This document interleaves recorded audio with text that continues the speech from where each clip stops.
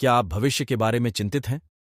हम उन परिस्थितियों की कल्पना करके भविष्य की चिंता करते हैं जो हमें अप्रिय हैं।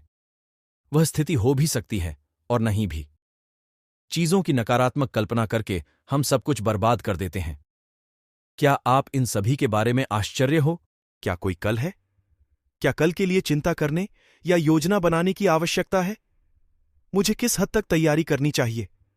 हम कल को ध्यान में रखकर आज काम करते हैं, तो क्या मुझे कल के लिए कुछ भी नहीं करना चाहिए? क्या मेरी सभी जरूरतें पूरी होंगी?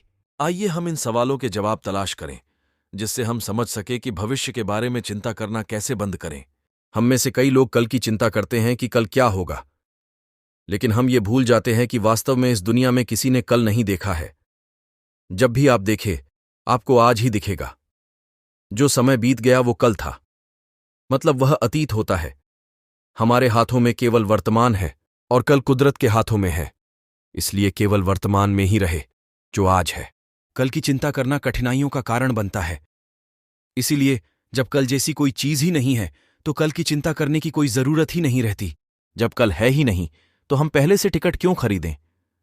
हम योजना बनाते हैं कि 25 तारीख को हमें मुंबई जाना है और 28 को कोलकाता जाना है और टिकट निकलवाते हैं। कभी कभी यह नहीं भी होता है। यह सिर्फ आपकी दृष्टि में होता है और आपकी दृष्टि में स्पष्ट रूप से नहीं होता है। इसलिए उस चीज को मत देखो जिसको देखने की आपको जरूरत नहीं है। यदि आप घड़ी को देखते रहेंगे तो आप जरूर ही ठोकर खा सकते हैं। इसलिए इस दृष्टि के माध्यम से आप जीवन के राह पर केवल एक निश्चित दूरी तक ही देखें। अगर मैं भविष्य के बारे में चिंता करना बंद कर दूं तो क्या मेरी जरूरतें पूरी होगी? समय आने पर प्रकृति सभी की जरूरतों को पूरा करती है, लेकिन लोग अनजाने में प्रकृति को कोसकर अपने लिए अड़चने पैदा करते हैं। जैसे अच्छी तरह कपड़े पहना हुआ व्यक्ति है और उसके कपड़ों पर बारिश गिर जाए तो वह प्रकृति को कोसेगा। कुछ लोग चाहते हैं कि उनकी बेटी की शादी के दिन बारिश न हो, लेकिन किसान उत्सुकता से बारिश होने का इंतजार करते हैं।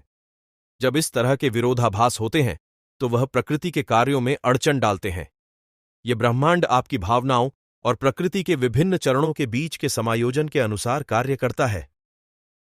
इसलिए प्रकृति के काम में खलल न डालें। आपको सब स्वाभाविक और अनायास से प्राप्त हो जाएगा। क्या लोग कभी इस बात की चिंता करते हैं कि क्या कल सूर्योदय होगा या नहीं होगा? अगर वे इसकी चिंता करने लगे तो क्या होगा? भविष्य पर हमारा कोई नियंत्रण नहीं है। जब सभी संयोग एक साथ मिलते हैं तभी कोई घटना घटती है, लेकिन आप कार्य को पूरा करने के लिए जरूरी सभी संयोगों में से एक एविडेंस है। यदि आप इच्छुक हो तो आपके संयोग मजबूत होंगे। इसीलिए कहा जाता है, जहां चाह वहां राह। हमें एक दृष्टिकोण विकसित करना चाहिए कि हमारे रास्ते में जो भी आए उसे हम स्वीकार कर सकें। आपके साथ जो कुछ भी होता है वह यथार्थ है, उसे स्वीकार करें।